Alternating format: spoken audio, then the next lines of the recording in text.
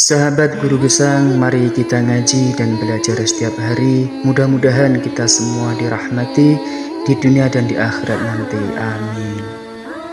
Nah, kalau sampean tanya saya, apa buktinya Gus kalau orang tertentu tidak kena hisab? Ya buktinya tadi, misalnya innalladzina qalu rabbuna Allahu tsummas taqamu tatanazzalu alaihimul malaikatu alla takhafu wala tahzanu wa absyiru. Mungkar nakir adalah malaikat penakut, membawa ketakutan. Sementara para wali ini jelas malaikat kena konstitusi. Malaikat harus mengatakan ke para wali alla takhafu wala tahzanu. Padahal Nabi tentu sayyidul auli. Para wali saja malaikat kena aturan, kamu harus bilang alla takhafu wala tahzanu wa absyiru. Hei para wali, kamu jangan susah, jangan gentar, kamu harus gembira. Kamu bisa bayangkan misalnya mungkar nakir bawa godok, kata orang kalau dipukul ajul sak walang-walang. Kemudian kamu bayangkan Syekh Abdul Qadir ngalami itu, Abdul Hasan Asyadali ngalami itu, Abu Yazid Al-Bustami. Kalau itu ngalami gitu semua, ngapain kita jadikan mursyid? Kan sama nasibnya dengan kita. Nah, Zahirul Quran mengatakan asbatal hisabah. Tapi Zahirul Quran di ayat yang lain lam yusbit al hisabah. Makanya tadi umumul Quran juga ditaksis dengan muqayyid. Yang mutlak ditaksis dengan yang muqayyad. Yang mujmal ya sama seperti itu, aturannya seperti itu, ditafsir sama yang mufassal. Sama orang kafir yang jelas, sampean bisa bayangkan malaikat ngaudit Fir'aun. Cek kurang penggaweane. Jelas eleke kok di audit. Misalnya Abu Lahab di audit, oh malaikatnya celaka mencet. Berarti dia gak percaya sama pernyataan Tuhan tabat yada abi lahabiu. Malaikat kok ngaudit Abu Lahab? Mungkin Gusti kula ceke. Nak menawi wonten nabi e.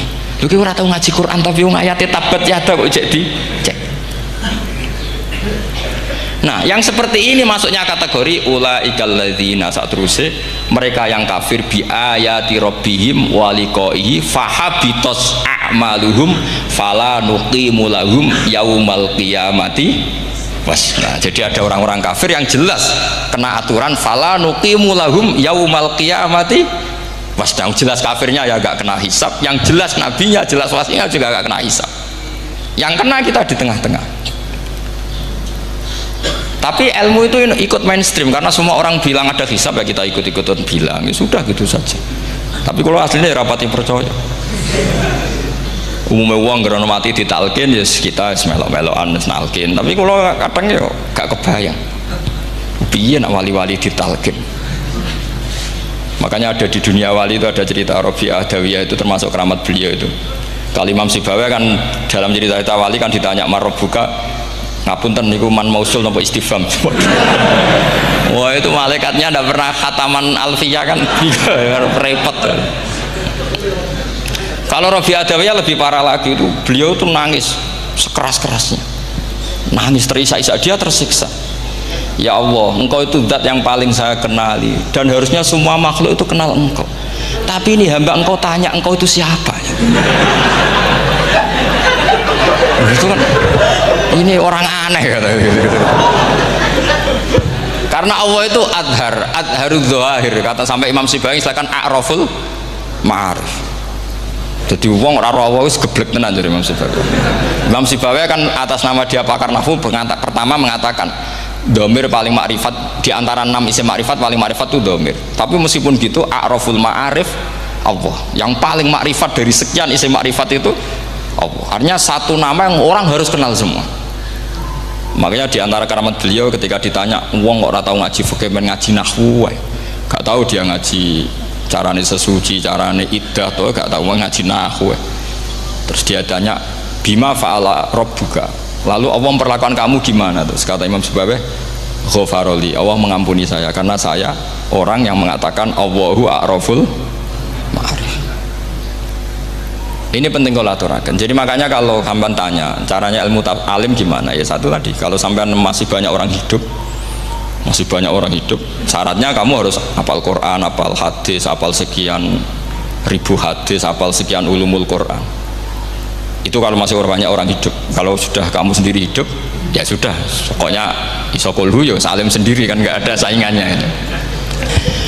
Makanya kata Said Muhammad, beliau mengatakan kita meyakini umum al-hisab ya berdasar zahiril Quran, kita menafikan umum al-hisab bahwa hisab hanya yahtassul liqaumin duna qaumin juga berdasar zahiril Quran.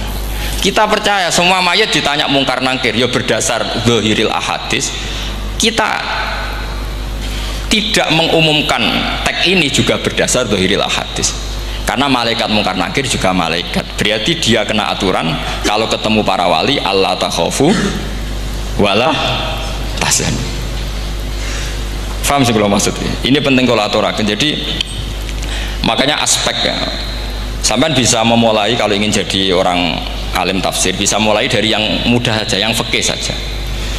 Makanya kata Imam Ghazali, kenapa Mu'tazilah jadi segoblok itu? Karena dia tertipu oleh umumatul Quran, oleh teks-teks umum. Dia tidak tahu mukhasisnya. Padahal setiap ayat umum itu pasti ada mukhasis. Misalnya begini ya, kalau kamu maknanya fikih saja, contoh yang paling mudah familiar itu fikih ya. Misalnya kita ngaji Quran, wal mutallaqatu yatarabbasna bi anfusihinna salasata quru. Kalau orang dicerai itu iddahnya itu 3 kali masa nopo suci.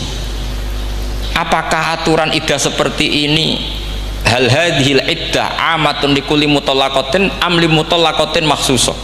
Apa ini semua mutallaqah iddahnya pasti salah satu quru, apa orang tertentu? Ya enggak, asal dia mutallaqah pasti iddahnya salah satu quru. Anda goblok, Anda salah besar. Kalau misalnya yang dicerai adalah orang hamil, iddahnya apa? Salah satu quru apa watil hamli? Watil hamli. Kita butuh ayat lain, wa ulatul ahmali ajaluhunna ayyadna hamlahu.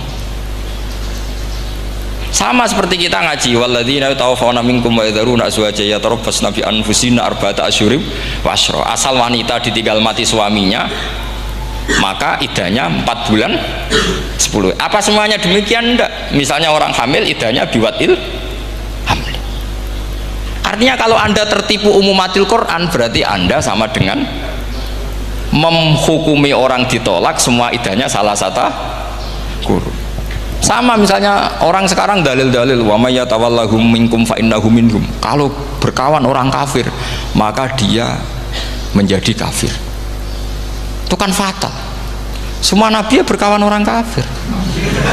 Karena dakwahnya memang sama orang kafir. Lo coba, andai kan sampean hafal Quran, itu sama teori itu tuh mungkin menyedihkan. Coba istilahnya Quran, wazkur akhoat wa ila adin akhom huda wa ila samuda akhom. Terus semua umatnya yang kafir disebut akhom. Akho itu artinya apa? Saudara. Mereka ya berkawan sama orang kafir. Makanya butuh analisis fikih untuk maknani wa may yatawallahu minkum fa innahu. Setelah dianalisis fikih, ternyata semua nabi diistilahkan wa ila madyan akhahum syuaiba wa ila adin akhahum huda. Akho itu artinya apa? Saudara. Kalau sampean tanya, lalu logikanya gimana? Kata kitab-kitab kan wa in kana dasarin fajanibhu suratan. Kalau ada teman buruk, jauhi. Kalau teman baik, temani. Kalau cara usul fikih gampang. Kancanan maling dosa, wong kok kancane maling. Tapi nak dakwai maling apik kan? Aku ora ngancani kok dakwai dandani, selesai kan? Ngancani maling elek, nak dakwai maling apik. Oh, demenan rondo elek, nak didik apik kan, itu seperti itu. Nah, ini penting kalau aturaken. Nah di sini ini makanya NU itu punya sejarah panjang, banyak wali-wali yang jadab, yang coro zahir itu kancanan wong fasik-fasik. Orang syariat bingung, ini wali kok berteman orang fasik. Ya kalau kamu bahasakan teman ya masalah, kalau kamu bahasakan ini binaan, tidak sama jawab saja. Kalau dibahasakan teman masalah nggak masalah kan, tapi kalau dibahasakan itu binaan, selesai kan? Sama, Nabi berkawan orang kafir itu tidak karena berkawan, itu binaan Nabi. Memang Nabi itu jadi Nabi, objeknya adalah mengislamkan orang kafir. Ya berlama-lama Nabi dialek dengan mereka, muasyarah sama mereka. Bahkan Nabi diharuskan bersikap baik sama mereka. Itu yang disebut fabima rahmatim minallahi napa lintalahum walau kunta fadzan ghalidhal qalbi lan faddu min haul. Tapi sekarang itu orang sudah tidak pakai ilmu. Orang-orang radikalisme itu nggak pakai usul fikih. Pokoknya kalau ada ayat terjemahnya gini ya sudah itu jadi madhab. Akhirnya kecelakaan seperti ini. Pokoknya kalau ada ayat faqtulul musyrikina haitsu wajadtumuhum wa khudhuhum wahsuruhum wa'udu lahum kulla marsad. Sudah hafalnya ayat itu saja. Dia tidak mau ngapalkan misalnya qatilul ladzina yuqatilunakum. Ada ayat lagi wa akhrijuhum ya min haitsu akhrajukum. Sehingga ulama kita membagi kafir itu ada harbi kita musuhi, ada zimmi, ada muahad, ada musta'man. Itu ulama karena tahu tidak semua orang kafir itu harbi. Tidak semuanya dhimmi, tidak semuanya mu'ahad, tidak semuanya musta'man. Kalau harbi oke, kita perang, kalau dhimmi ya kita bina. Kalau mu'ahad ya sesuai perjanjian kita, kompensasinya apa, MOU-nya kayak apa. Tapi apalnya mereka ayat satu tema. Nah celakanya kita yang ngaji di pondok-pondok yang katanya spesialis ingin alim tafsir, apalnya ya satu ayat juga. Wah itu kan satu ayat versus satu ayat, itu ngeri. Makanya kalau sampean tanya saya, ini katanya di acara ini sampean tanya gimana caranya jadi ahli tafsir, saya jawab gampang. Sebenarnya itu hafal Quran, hafal hadis, terus hafal ulumul Quran. Ya misalnya Nadoman ya Faidul Khobir lah. Kalau kitab Nasar ya minimal itu setengah lanya itkon. Kalau nggak lanya-lanya amat ya agak lanya. Karena kitab tafsir itu gampang, teorinya itu mudah sekali. Misalnya al-ibratu bi umumil lafzi la bi khususis sebab, itu sama dengan kayak kaidah fikih. Karena kalau kaidah fikih itu saya itu pernah dibisui kiai itu, ini kisah nyata itu, dibisui kiai itu pas basul masail. Dulu saya itu masih sering mau basul masail. Tadi mun pensiun mun boten niku mun. Dulu saya dengan Gus Zofur putrane Mbah Mun itu sering makili Pondok Anwar basul masail fikih. Tapi tidak tahu ceritanya Gus Zofur jadi dokter tafsir, saya juga kaya tahu-tahu menekuni tafsir. Lama-lama orang itu lupa status saya yang fakih ya. Makanya saya itu ya kadang eman gitu, karena ini status penting juga. Tapi status fikih itu kadang memang menyesatkan.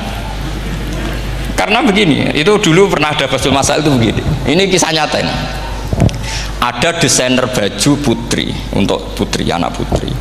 Kemudian desainer itu menciptakan satu celana pendek misalnya, atau celana seperempat. Dengan desain ini pasti kalau dipakai itu auratnya itu kelihatan. Bagaimana hukumnya desainer ini? Apa termasuk mimman sarro'a as-sayyi'ata karena terjadi kasfil aurat? Apa enggak? Rata-rata kalau kiai yang khusuk-khusuk, yang sepuh-sepuh, desainer itu dosa gara-gara tren pakaian ini wong wedok buka aurat. Tapi saat kiai-kiai alim yang muda-muda, entah saking belingnya, entah saking pinternya, tidak tahu, bilang begini, Pak Yai, yang didesain apa? Ya celana itu. Lalu celana itu fungsinya nutupi apa buka aurat? Ya nutupi. Lu kan lumayan urun nutupi. Kalau haram ya dicopot, lu kan malah parah itu. Bingung kayaknya. Sampai bilang gini kan, wah semanis. Itu kan makanya ini guyon ilmiah. Repotnya ngadepi orang alim muda itu kan mbok gedhingi ku ilmiah, mbok senengi fasik.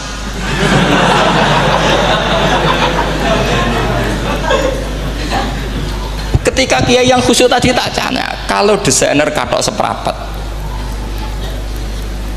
paham ya? Dia coba yang celana dalam terlalu vulgar itu, paham ya? Nggak, rok saja lah, rok mini misalnya, rok selutut. Sampean jangan ngeres ya, yang rok selutut misalnya. Rok selutut itu desainernya kena hukum haram enggak? Sampean jawab saja. Oh haram dari kiai sepuh, karena dengan desain itu misalnya lututnya kelihatan. Tapi pertanyaannya kiai muda saya masih ingat betul, saya tanya.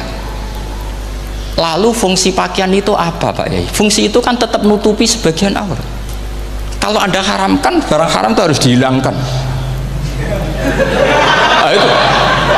Sampai kiai itu setelah acara itu manggil saya, Gus, kalau ngakoni jenengan alim tapi iki padha repoti. Padha repoti ku nak dalam itu kan terus itu ada perumusan di redaksi keputusan yang dijual itu, yang masail fikihnya kan terus diputuskan, dibukukan.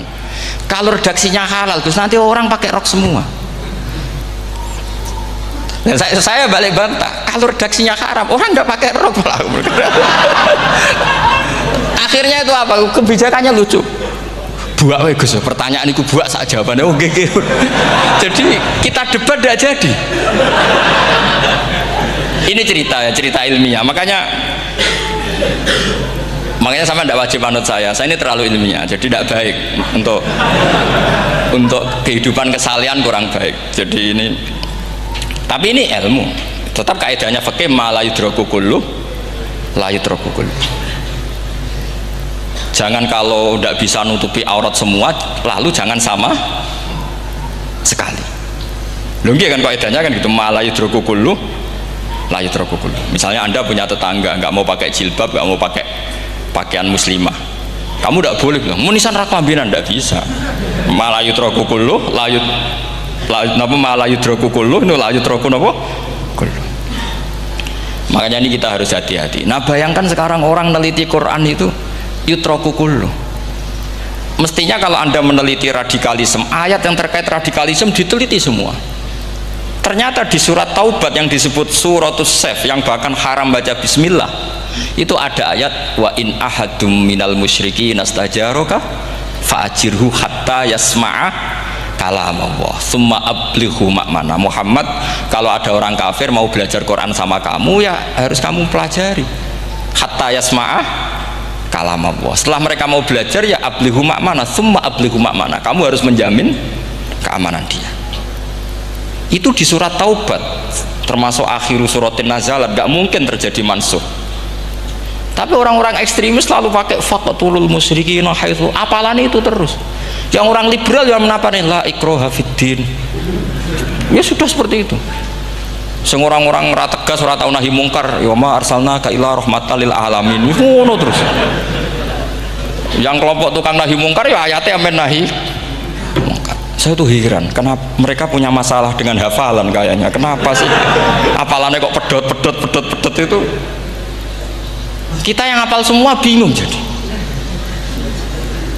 Jadi akhirnya kita yang pinter anut sing goblok. Karena saya tuh pernah debat sama orang salaf, debat gitu. Setelah saya mengutarakan sekian hadis, ada tuh Pak hadis itu, waduh, harusnya kamu ngaji saya, ada debat tuh yang level. Kalau nggak level tuh nggak boleh kata gitu. Itu kan ngeri. Makanya ini penting ya, kalau sampean tanya ingin jadi alim tafsir, ya harus hafal Quran semua. Nah, kalau tidak mungkin yang nunggu orang semua mati baru Anda jadi ahli tafsir, karena tidak ada musuhnya.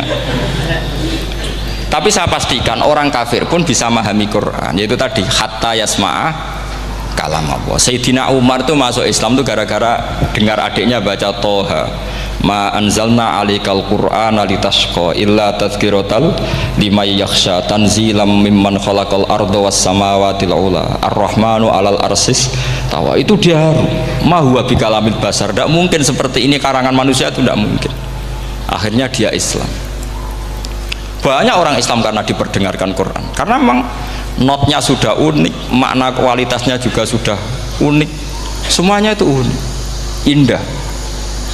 Sampai sekarang pun orang kafir itu orang paling tahu Quran. Makanya Allah mensifati orang kafir itu hasadam min indi anfusihim mim ba'di ma tabayyana lahumul haq. Sekarang sama saya tanya, orang sing tabayyana lahumul haq itu orang faham apa orang tidak faham? Mereka orang kafir itu mengingkari Quran, padahal mim ba'di ma tabayyana lahumul haq, setelah kebenaran nyata bagi mereka. Nyata bagi mereka artinya orang kafir faham atau tidak faham? Faham. Cuma mereka punya penyakit hasadam min intian. Mereka juga kalau ada ayat tentang ahkam yang memberatkan, mereka bilang i'ti bi Qur'anin ghairi hada au baddilah. Muhammad harusnya jangan tema itu yang diangkat, bu cari Quran yang lain yang enggak tema itu. Mereka sampai memilih tema itu karena paham apa karena tidak paham? Karena paham. Makanya di makalah saya pastikan ngaji tafsir itu gampang, karena orang kafir pun bisa. Kalau kasus Ahok itu bukan paham itu melintir, beda. Paham sama melintir itu beda. Wah, itu diterjemah Kemenang itu jangan mengangkat kawan orang Islam, bukan mengangkat pemimpin. Ya likanya kalau ngangkat teman saja tidak boleh, apalagi ngangkat Pemimpin fatal mana berteman sama orang salah sama ngangkat sampean kancanan maling iki apik nak menawa nang andani terus ngangkat he maling ke pimpinanku parah mana parah mana artinya sama saja ketika diterjemah jangan ngangkat teman sebetulnya ngangkat pemimpin lebih fatal itu kan mafhum awlawiyah itu kan normal saja itu di Quran biasa misalnya innalladzina ya'kuluna amwalal yatama dzulman orang yang makan hartanya anak yatim secara zalim kamu bilang Gus saya tidak makan kok sepeda motornya tak gasap tak jual yang diharamkan kan makan wah ya sarap kalau gitu maknanya begini memakan harta anak yatim artinya ifsad itu merusak nak ngono ikhraq membakar atau mencuri sama dengan makan bal asyad malah kan lebih apa dasar jadi yakuluna di situ tuh ba'dul amsilah sebagian contoh min wujuhil ifsad atau min wujuhil ihlak jangan kok karena ayatnya makan oh yang haram tuh makan kalau nyuri gak apa-apa waya fatat itu kan sama dengan santri geblek dikandani kiai ini cong kowe mbek bojomu jogeman naboi suatu saat istrinya lapor lagi Pak Yai sekarang nggak naboi tapi nyadui karena naboi itu pakai tangan mereka pertama dilaporkan kiainya Pak Yai suami saya itu sering memukulin saya pakai tangan gini jong jogeman naboi bojomu dia Pak Yai siap suatu saat istrinya lapor Pak tetap benjut kenapa kalau nak ini disadui mereka pikirannya sing haram nabok nak nyaduk halal wah itu kan ngajak goblok bareng nah masalahnya di usul fikih kasusnya seperti itu makanya saya ini kadang ya maliki sekali kadang saya itu maliki sekali kadang ya misalnya begini saya beri contoh ini yang kisah nyata ya ada seorang Arabi datang ke Rasulullah tadi kan teman-teman minta juga ilmu hadis ya ini satu paket saja itu tadi nanti kalau sampean kasih lalim enggak itu sudah ada urusan saya tadi nunggu orang mati banyak tadi kalau nunggu nggak usah nunggu orang mati sarannya tadi apal tadi ya Rasulullah ahlak tuh saya ini orang yang rusak wama ahlakaka lalu yang bikin rusak kamu apa qol waqatu imroati fina hari Ramadan saya menjima istri saya ketika masih siang fina hari Ramadan siang Ramadan walhasil Nabi tidak menyuruh hanya kodok tapi menyuruh kafaroh kafarohnya itu merdekakan budak atau memberi makan 60 orang miskin atau puasa berapa? Puasa 60 hari atau urut merdekakan budak atau puasa 60 hari atau memberi makan sitina miskin. Oke kita sepakat ya hadis itu sahih dan diulang-ulang oleh ashabus sunan. Oke riwayatnya agak masalah sekarang kita analisis maknanya. Sekarang sampean saya tanya kalau anda misalnya sekarang jam berapa ini misalnya sekarang jam 9 kurang seperempat Ramadan terus anda rokok atau anda ngopi kepengen ngopi terus ngopi tanpa udhrin syar'iin anda hanya wajib qadha apa bayar kafarah enggak sampean jawab rata-rata kiai kita oh mau wajib qadha Gus karena gak jima sing seru kafarah itu nak jima kan ngombe kopi be jima beda pertanyaannya tuh lucu ini naif secara fikih masalahnya begini jima bojo itu tidak zina jima bojo itu zina apa enggak berarti dengan makan bedanya apa sama kan sama-sama amrun mubah sesuatu yang boleh kenapa hukumannya berat makanya kata Imam Malik ndak itu nilainya adalah hadku hurmati Ramadan bi ghairi udhrin syar'iyyin makanya kata Imam Malik siapapun yang makan fina hari Ramadan iftar apapun fina hari Ramadan bi ghairi udhrin syar'iyyin maka hukumnya sama dengan jima fina hari Ramadan karena sama-sama ihlak ifsad hurmata Ramadan bi ghairi udhrin syar'iyyin. Loh enggak ini ilmiah kamu udah harus cocok tapi otak kamu harus percaya loh iya kan beda kan saya secara nafsu tidak cocok cek berarti tapi ilmiah saya setuju kalau kiai kandani itu kan pasti pakai badul amsilah kan nggak mungkin semua contoh disebut cong penak melaku jogo mandul wong wedok iku mari setan mboten delok Mbah nyekel lho malah parah tuh ndak bisa makanya ini masalahnya lafat ini kembali ke Imam Syafi'i bilisanin arabiyyim mubin Ketika seorang kiai bilang cung jogeman delok cawe itu adalah mengungkapkan al-muharramat, bukan mentaksis yang haram itu hanya melihat. Saya ulang lagi ya, ketika seorang kiai bilang cung jogeman delok wedok sing haram, itu semangatnya adalah melawan keharaman, bukan mentaksis yang haram hanya delok. Itu di Quran normal semua, di semua lugat ya biasa. Itu kan sama seperti misalnya seorang mbah ngasih uang cucunya, cung tak kayak duit 100.000, cung gue tuku es, terus gue mendingan nak ragu tuku es haram iki kan ngongkone tuku es, lah kepen putumu mati kan nyeben 100.000 gue tuku es. Ya mulai dulu istilahnya nak mbah ngekei putu cung 100.000 gue tuku